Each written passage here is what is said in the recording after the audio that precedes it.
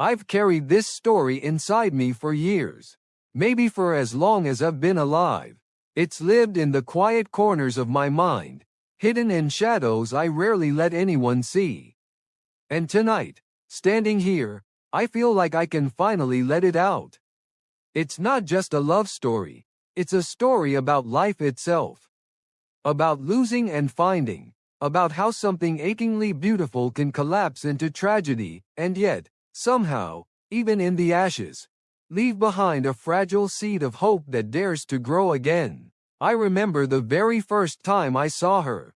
The memory is etched in me like a painting I can never take off the wall of my soul. It was raining. Not a soft drizzle, but a relentless, heavy downpour, the kind that turns the whole city into a blurred watercolor, as if the sky itself was grieving for something it had lost. I didn't have a destination that day.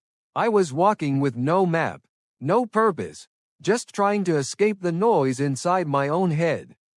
And then I saw her. She was standing by a cafe window, her hands wrapped around a cup, steam curling upward, fogging the glass. She wasn't just drinking. She was almost holding on to that cup like it was the last bit of warmth in a cold, chaotic world. Her gaze wasn't really on the street outside. It was far away, in some secret world only she could see. And then, our eyes met. That moment. God, that moment. Time didn't just slow down, it fractured. The street noise, the rush of cars, the hammering rain, even the pulse in my veins, all of it froze. For a breathless second, it felt like the world stepped aside and whispered, "Remember this.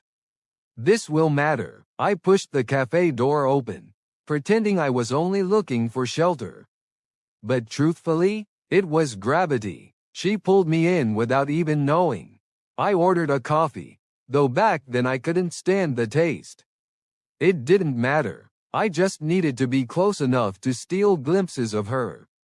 Eventually, fate, or maybe courage, nudged us into words.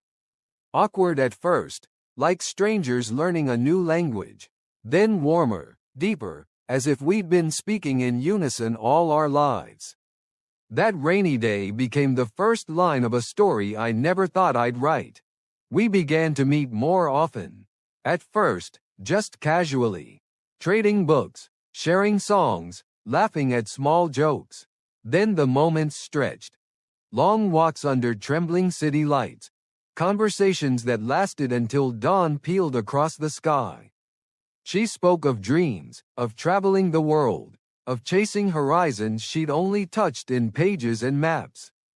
I told her I wanted to build something rooted, a home, not just four walls, but a sanctuary brimming with laughter and safety.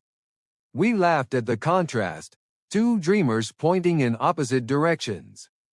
Yet underneath it all, we both wanted the same thing: meaning, belonging, to be truly seen. Those were golden days. The kind you don't realize are golden until you've lost them.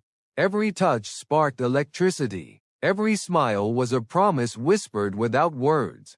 I woke each morning with a pulse of joy, knowing she existed in the world, knowing I would hear her voice again. I thought I had finally found what poets spend lifetimes trying to capture, the kind of happiness that feels eternal. But love is not just light. Shadows creep in, even into the brightest corners. Slowly, I began to see the weight she carried. Nights where silence clung to her, heavy and unbreakable. Days when her body was near, but her spirit wandered miles away. I would ask, gently, "What's wrong?" She would smile. No, not really smile, but lift the corners of her lips, a mask that never reached her eyes. And she'd whisper, "I'm fine." But I knew she wasn't fine. I thought love could heal it. I believed if I just held her tighter, if I reminded her every single day that she wasn't alone, maybe the darkness would lift. Maybe my love would be enough. But there are wars we cannot fight for others. Some battles are invisible. raging silently in places where even love cannot reach. The night it all shattered, the air itself felt like it was grieving. Storm clouds smothered the sky. She looked at me with eyes I'll never forget. Eyes soaked with sorrow, heavy with unspoken goodbyes. I begged her to stay. I begged her to let me in, to let me help carry the weight. But she slipped away, not only from my arms, but from this world. And just like that, my universe collapsed. The years that followed were haunted.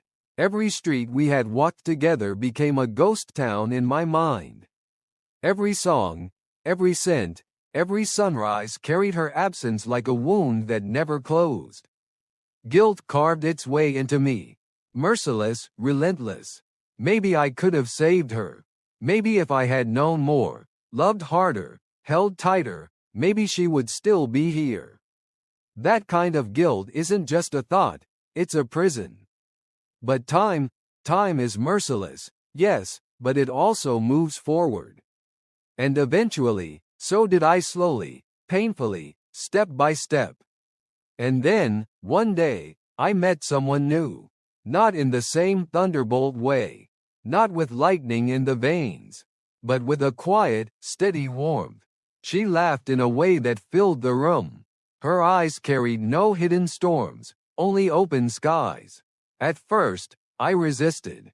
I felt that to love again was to betray the past, to betray her. But slowly, I began to understand.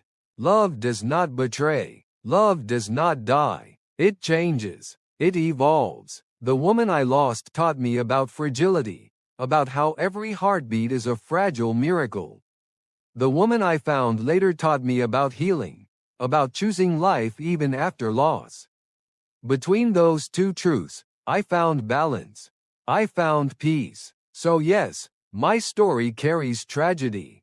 I lost the person I thought would be my forever. But it is also a story of resilience, of hope. Because from that loss came strength, compassion, and the courage to embrace a second chance. Now, when I look back, I no longer weep for what was taken. I smile for what was given. Because love, even when it doesn't last the way we dream, always leaves a mark. And that mark, no matter how painful, is what makes us human. That is my story, my love, my grief, my tragedy, and, against all odds, my happy ending.